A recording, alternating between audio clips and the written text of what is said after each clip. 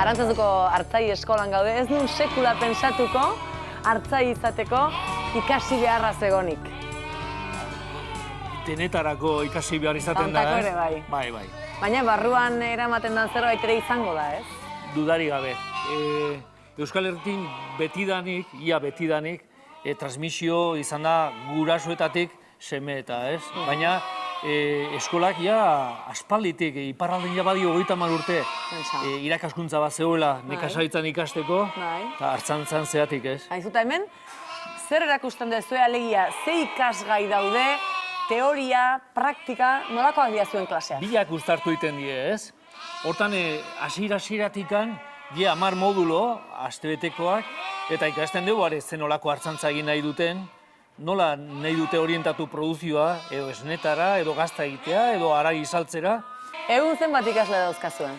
Egun 9 ikasle die. 9 ikasle eta zenbat irakasle?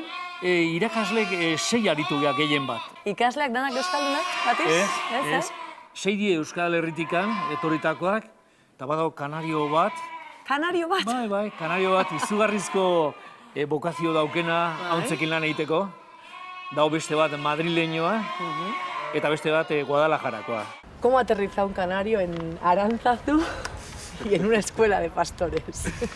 Ya, bueno, yo vengo de Canarias, ya de siempre he andado con cabras, siempre me crié, nací en un medio muy rural, en un pueblo, Santa Lucía de Tirajana. Sí.